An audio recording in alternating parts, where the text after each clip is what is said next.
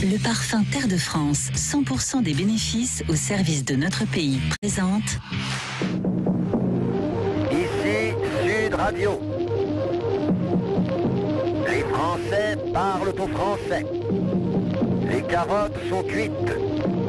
Les carottes sont cuites. Sud Radio Berkov dans tous ses états.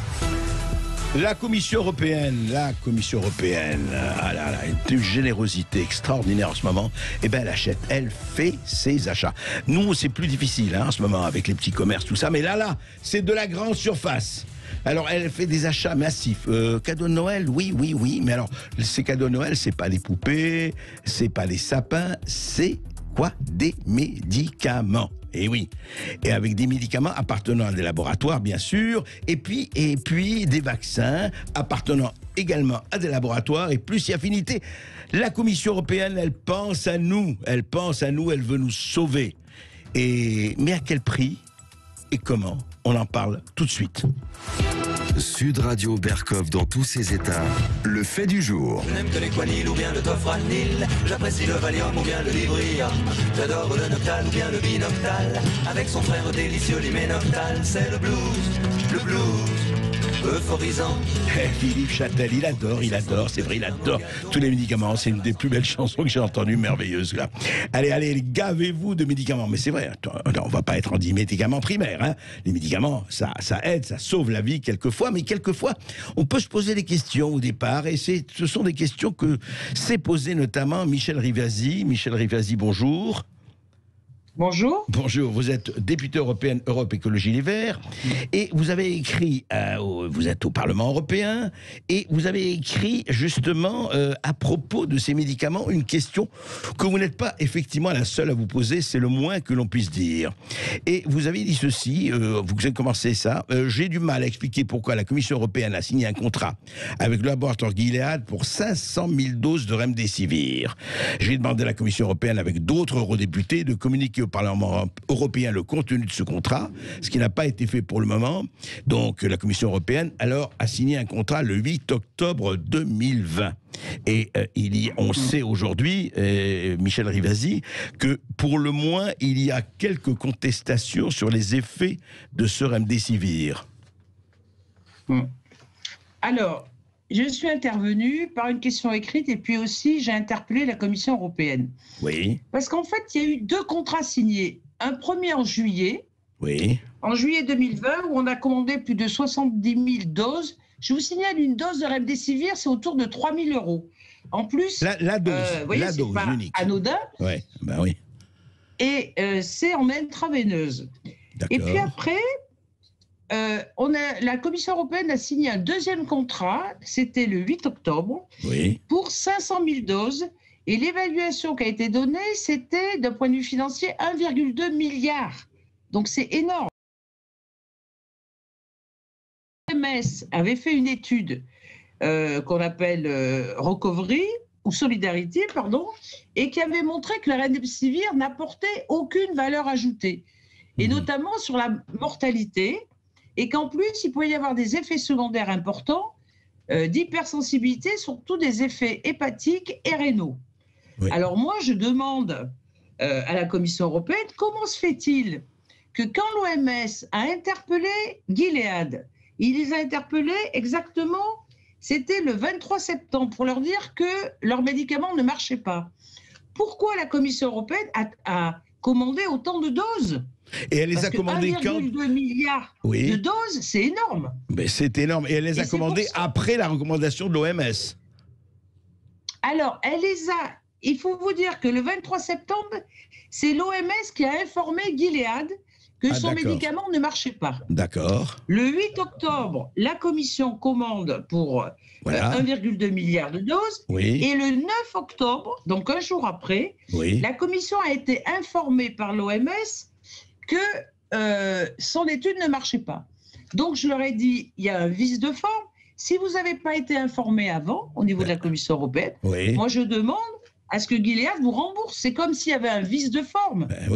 Parce que commander autant de médicaments, sachant qu'il n'y a pas de valeur ajoutée et qu'en plus il peut y avoir des effets secondaires, je ne vois pas vraiment quel est l'intérêt.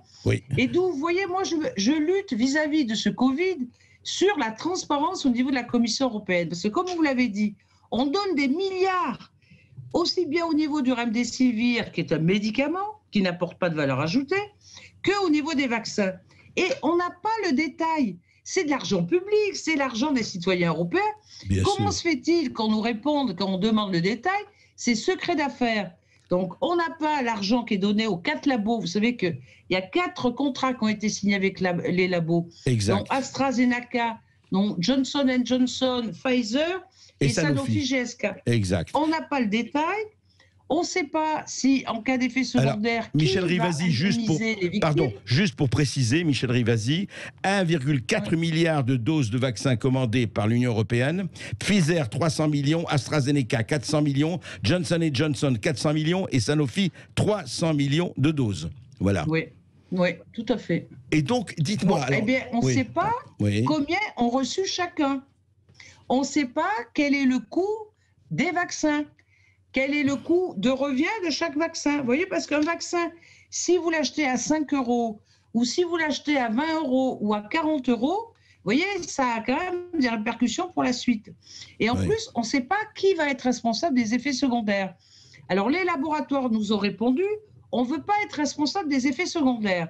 C'est-à-dire, si demain, la France, par exemple, achète des vaccins de AstraZeneca, eh bien, c'est la France qui va être responsable des effets secondaires de ces vaccins. Attendez, juste. Et là, vous voyez non, mais que c'est très la France important. va être jugée partie. Pardon, oui, non, mais ça, c'est très important.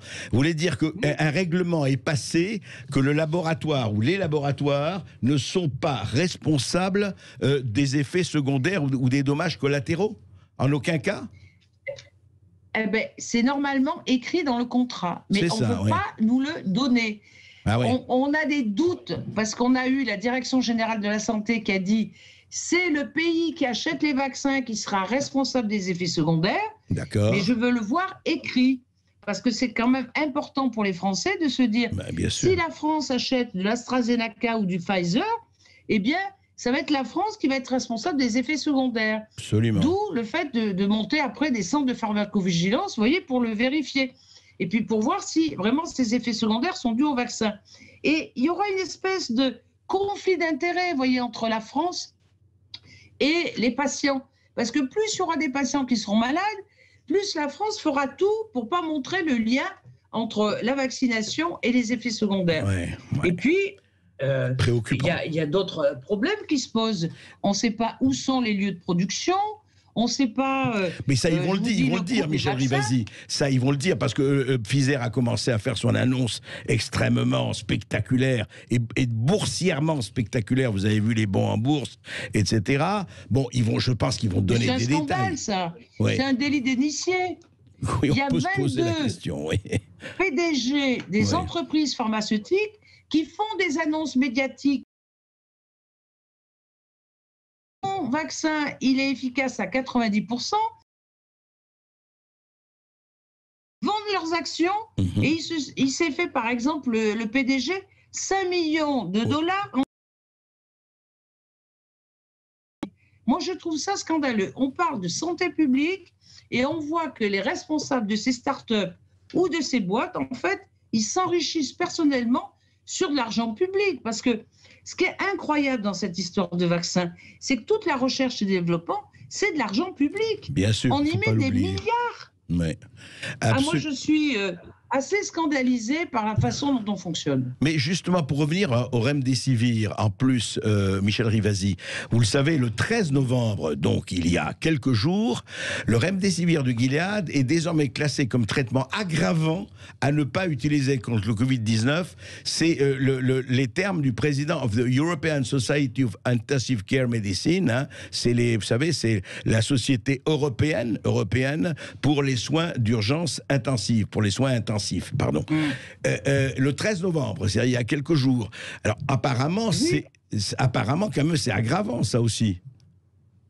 Mais vous avez cette société qui dit que c'est beaucoup plus dangereux, que le rapport bénéfice-risque, il est plus à risque que d'un point de vue bénéfice.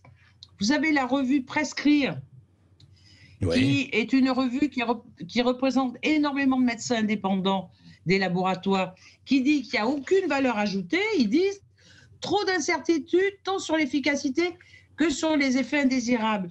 Et vous avez notre Agence européenne des médicaments qui a donné l'autorisation de mise sur le marché.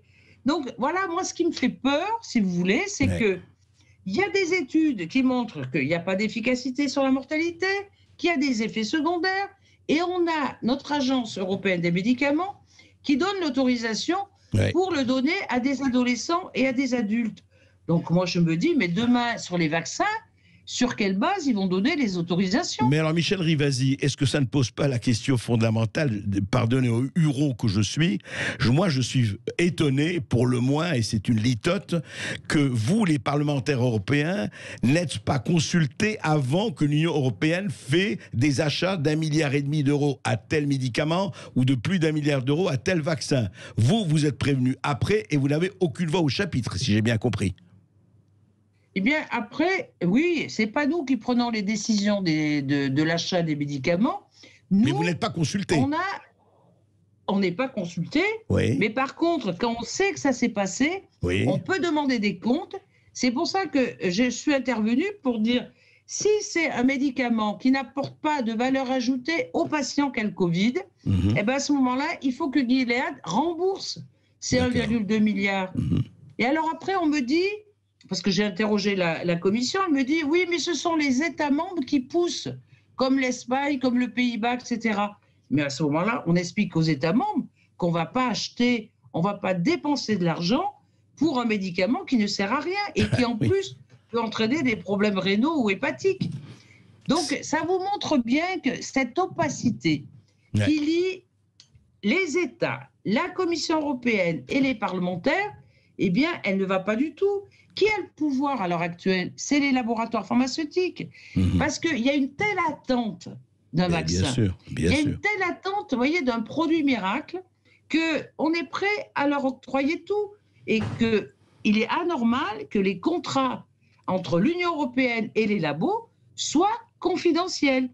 C'est de l'argent public, donc les parlementaires ont droit à avoir accès, combien ils ont touché, et tout ce que je vous ai indiqué, quelle est la responsabilité des labos, tout cela, tout à fait. Etc. Michel Rivasi, la transparence, si vous avez raison, la transparence, d'accord, encore une fois, c'est fait par nous contribuables, en notre nom, on voudrait savoir. Merci beaucoup pour vos éclaircissements, Michel Rivasi. Et justement, comme c'est fait et payé par les contribuables, venez réagir, chers amis contribuables, au 0826 300 300. Venez nous dire, vous, ce que vous en pensez. Quand même, 1 milliard d'euros de commandes de Remdesivir par la Commission européenne, un médicament qui est aujourd'hui jugé aggravant. Qu'est-ce que vous en pensez? On vous attend.